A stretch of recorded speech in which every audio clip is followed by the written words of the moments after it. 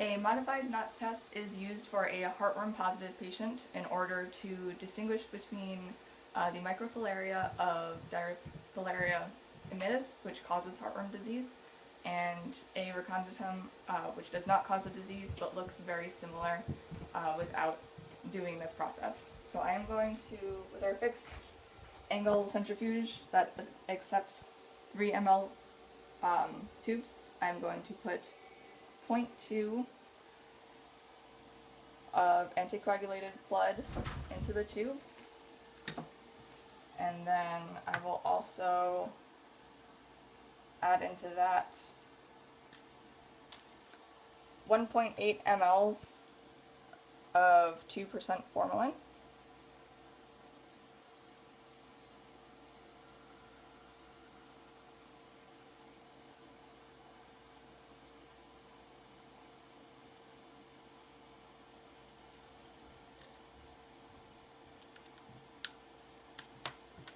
I'll place the cap on the tube and gently invert to mix the blood and the solution.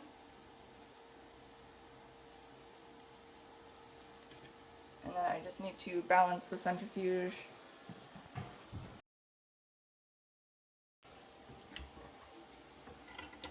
And this will centrifuge for 5 minutes at 1500 RPM. Now that the sample has been centrifuged for 5 minutes, I will take off the supernatant, being careful not to disturb the pellet, so I'm going to pipette it off.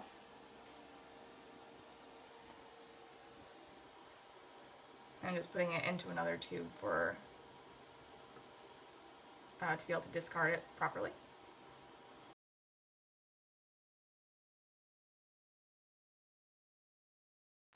Okay. And I will now add a drop of the new methylene blue stain.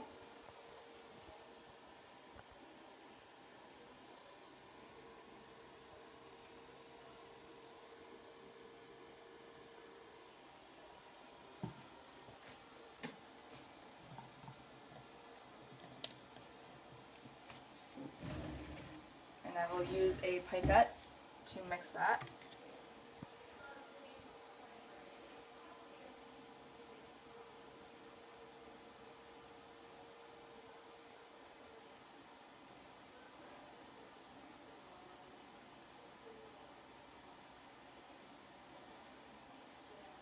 And I will add a drop of that to the microscope slide.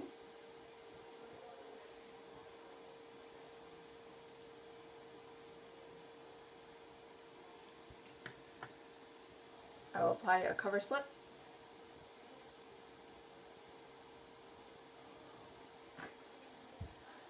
And then I will view this under the microscope.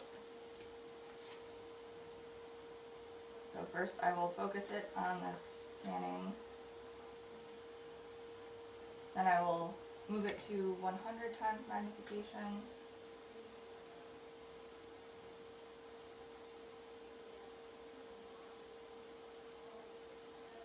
And again, move it to 400 times magnification.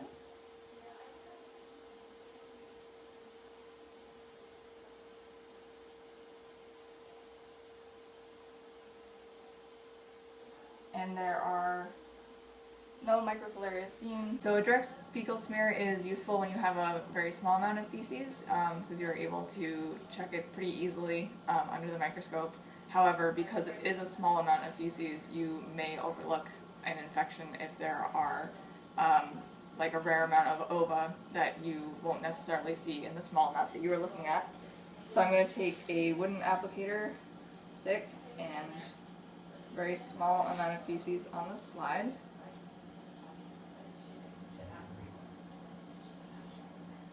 And to that I'm going to add just a drop of saline.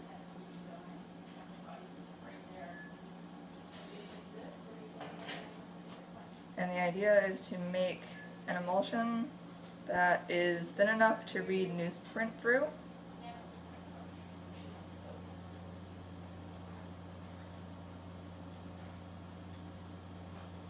And once that is done, I will place a cover slip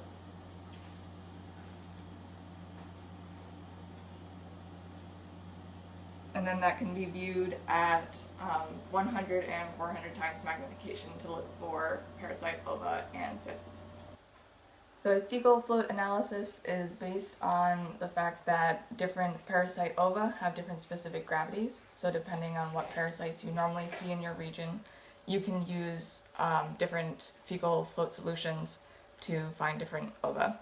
So for this, I am going to use 2 to 5 grams of feces,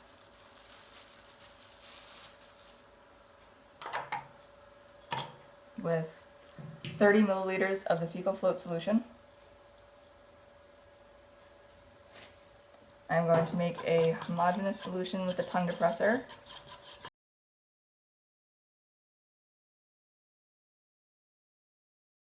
And then I'm going to use a gauze to strain the solution into the tube. And I will pour into the tube enough to make a meniscus.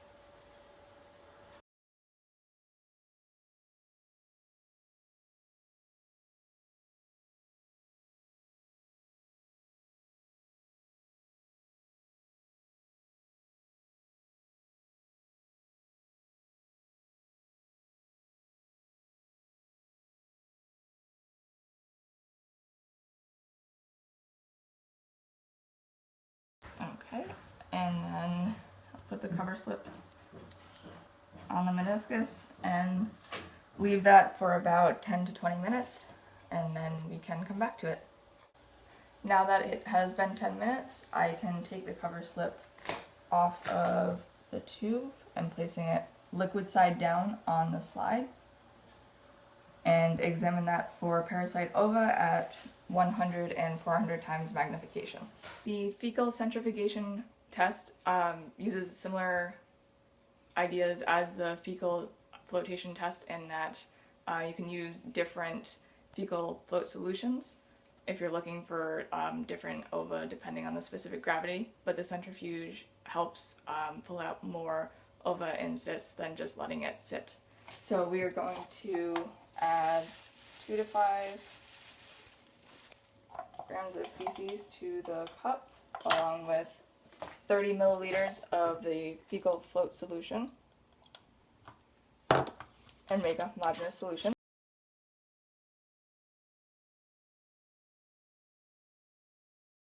And we are going to strain that through the gauze into the tube.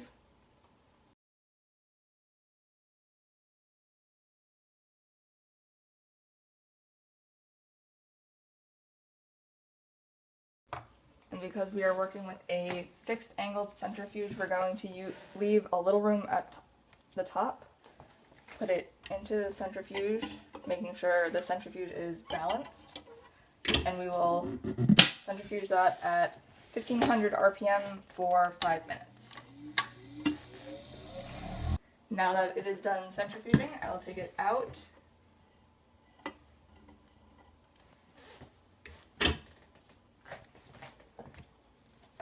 and I will add just enough fecal float solution to create a meniscus without disturbing it too much.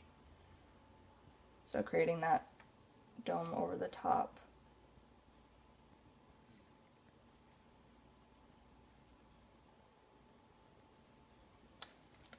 And I will place a cover slip on that and leave that for 10 minutes. Now that it has been 10 minutes, we will take the cover slip and liquid side down, place it on the slide, and can view that at 100 and 400 times magnification. The fecal sediment test is used generally to find larger parasite ova, generally with large animals, and for this I am going to add 2 to 5 grams of feces to the cup and mix it with 30 mLs of tap water. Again, making a homogeneous solution. And I'm going to strain it through the gauze into the tube.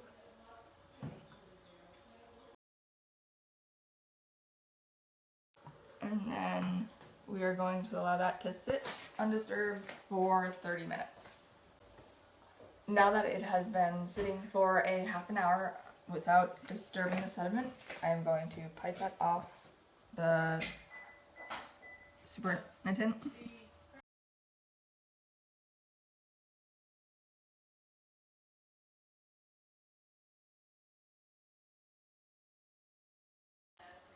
And now I will take some of the sediment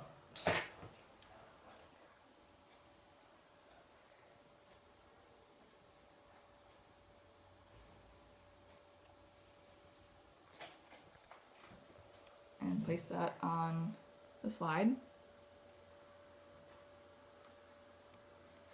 Apply a cover slip, and I can examine that at 100 and 400 times magnification to look for parasite ova. And after viewing all of the fecal samples from the patient and the different tests, all the results were negative for any parasite ova or cysts. For a voided urine sample or a free catch urine sample, you'll generally want to do this in the morning or after a period of water deprivation. That'll be when the urine is most concentrated. You'll want to get a voided urine sample if you need to do a urinalysis on an animal that might be showing signs of a urinary tract infection, such as urinating excessively or more often, and it is not able to be used for bacteriologic culture and sensitivity because it is not a clean sample. For this sample, I will be using a ladle, or you can use a cup attached to a stick so that you can reach it underneath the dog without freaking the dog out. And you'll want the dog to be on leash, and you'll also want to catch the urine sample midstream so that you are not catching many contaminants from the prepuce or the vulva region. So I'm going to grab the dog on leash.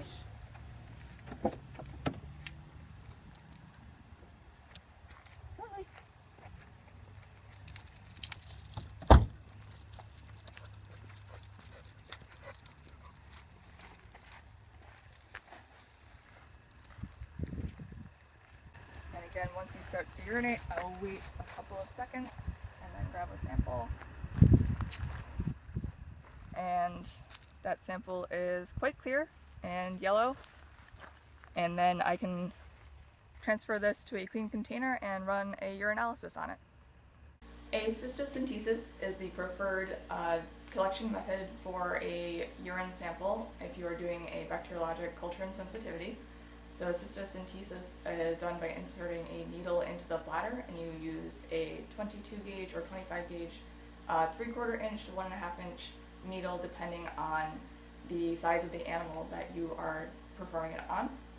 And for a cysto, the animal can be in lateral recumbency, dorsal recumbency, or standing. It kind of depends on the preference of the person performing the cystocentesis. And there are various methods that can be performed as well. Gold standard is definitely to use an ultrasound to guide the needle into the bladder. If you don't have an ultrasound, then you can palpate and isolate the bladder, so you feel for the bladder and isolate it caudal and the caudal abdomen. And if necessary, you can perform a blind stick on an animal, in which case you would go just lateral to their midline and just caudal as well. So for this cysto, some patients do need to be sedated, and we'll have the cat in lateral recumbency. Dr. Mather is going to clean the area where she will be inserting the needle. Cleaning with alcohol.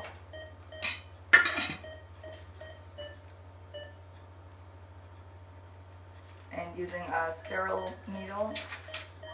And it's a 22 gauge, 3/4 inch needle, and she will insert it, palpate and isolate the bladder first.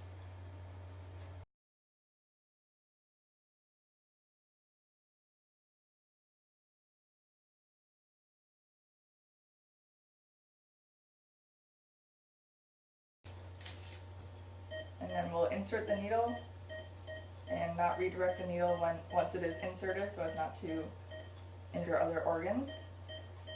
and pull up urine, and then remove the needle and cap it, and to transfer it into a sterile container, I will change out the needle.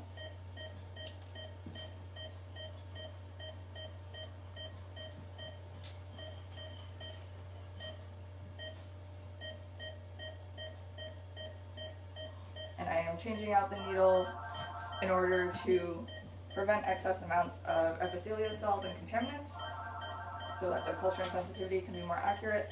That urine is slightly cloudy and light yellow.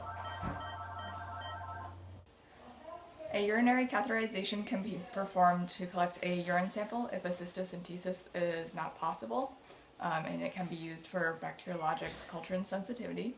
Or you may want to place a catheter for a hospitalized patient that is having trouble urinating, or a male dog that has bladder stones in their urethra. There are 3 different kinds of catheters. There's a polypropylene clear plastic catheter that is more stiff and can be used for samples. A red rubber catheter is often used for short-term indwelling catheters, or can also be used for a sample. It is more flexible and sometimes easier to use, as well as a Foley catheter, which is used for longer-term indwelling samples. For a catheterization, it is the dog is placed in lateral recumbency with their hind limbs pulled caudal to the abdomen to be able to access the prepuce in the penis. And for supplies, you will need sterile gloves, sterile lubricant, the catheter, and a sterile syringe as well to pull the sample into. And you'll want to use aseptic technique. And for measuring for the catheter, so it'll be inserted into the penis and go to about the caudal portion of his bladder. So to start, I will shave some of the hair off of the prepuce.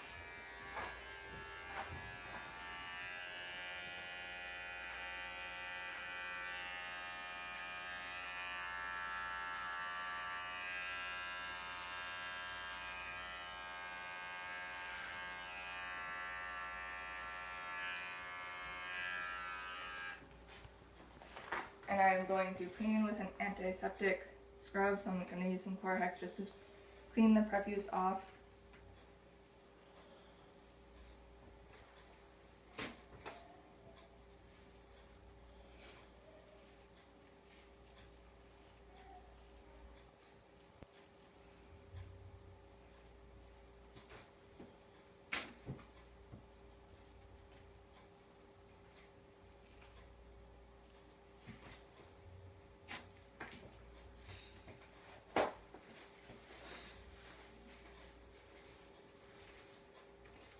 And then I am going to extrude the penis and rinse with some saline.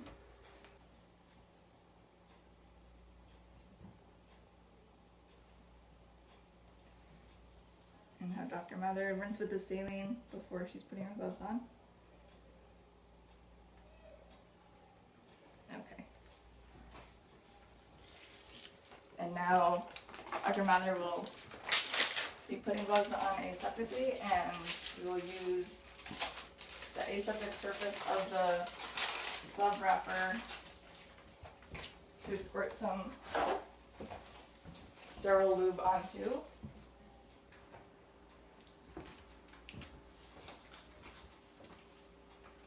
As well as place the syringes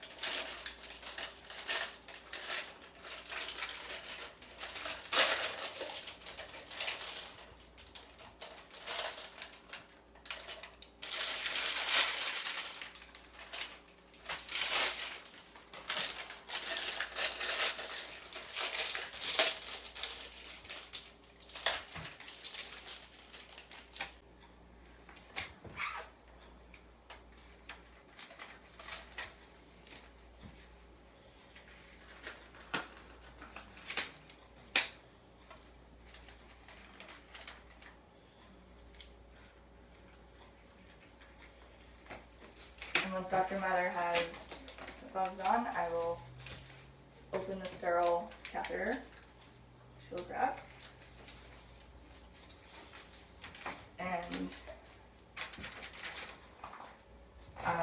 place in the sterile lube, place the end in the sterile lube, and then I will once again extrude the penis from the prepuce.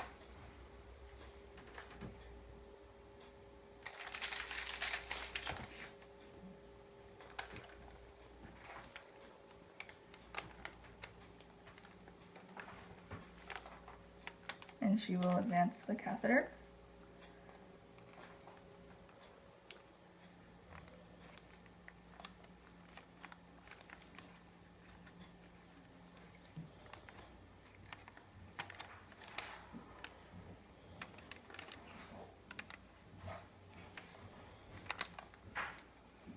And now that the catheter is advanced, she will use...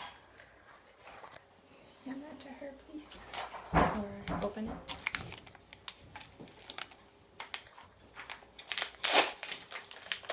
Use a smaller syringe to extract the first 3 mLs or so of urine in order to remove any contaminants.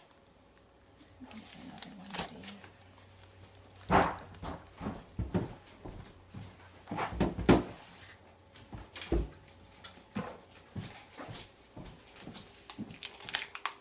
And then we will use the second syringe to collect the urine that can be used for a culture and sensitivity. And that urine is clear and yellow.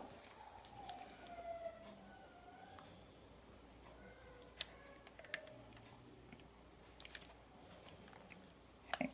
And now we're able to transfer that urine to a clean container if we need to, which we do not for this purpose. And then the catheter can be taken out.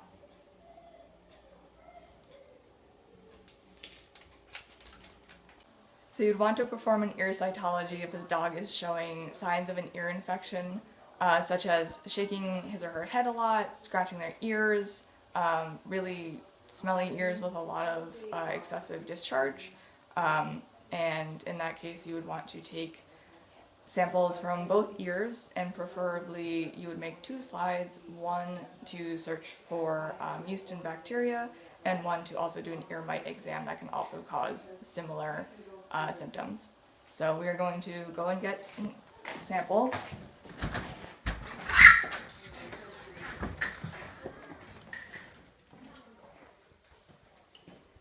Hey, Louis Patrick.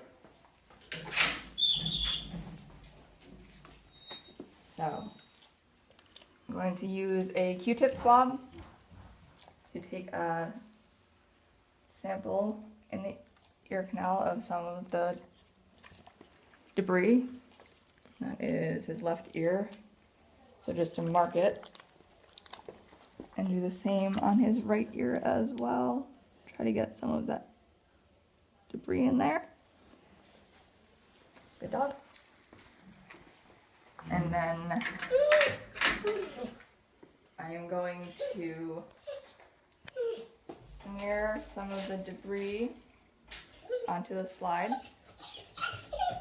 Okay, so now that we have the ear cytology smear on the slide, I'm going to heat fix it to get rid of some of the extra debris. Just briefly fixing it. Just get some of that debris off the back of the slide.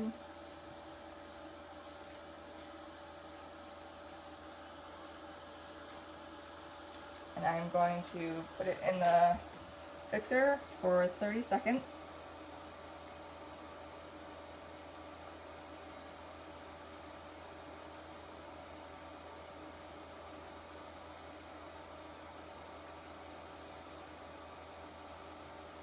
It will be in the fixer for 60 seconds, not 30.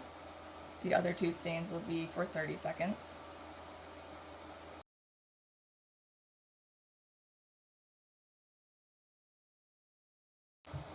So the next dip for 30 seconds.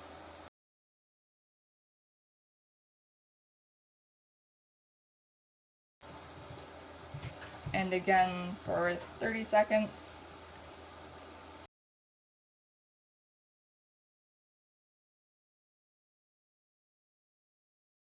And now I will rinse off the back of the slide with some distilled water just to get some of that extra stain off. And air dry the slide. And once the slide is dry, we will come back and look at it under the microscope. Now that the slide is fixed and stained and air dried, I will look at it under the microscope, looking for yeast, bacteria. I will start by focusing it on the scanning setting, and then I will move to 100 times magnification.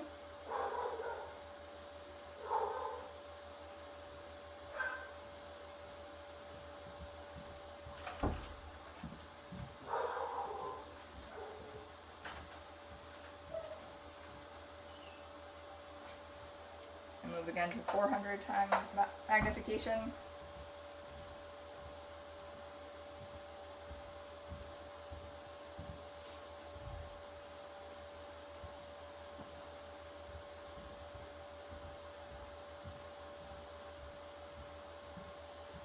And I am seeing mostly debris, epithelial cells, and no signs of yeast or bacterial infection.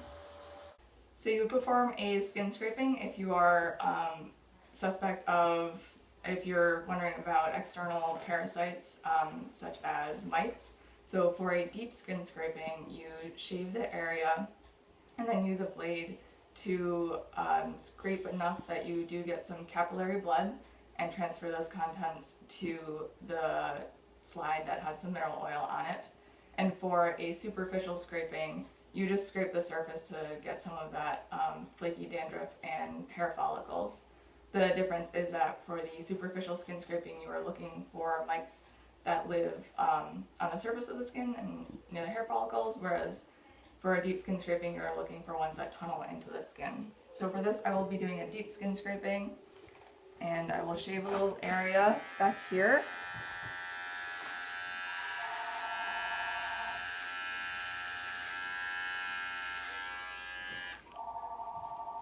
I'm going to put a drop of mineral oil on my slide.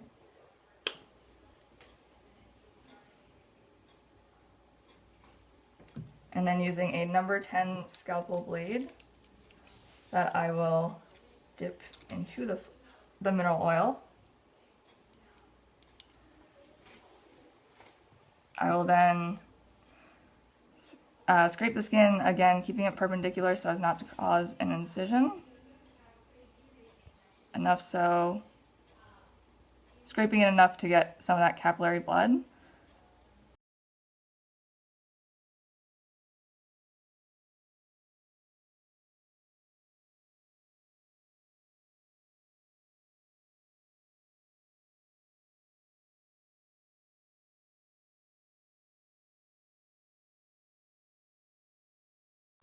And I'm going to swipe back to gather some of those contents, and then I can spread those contents into the mineral oil on the slide.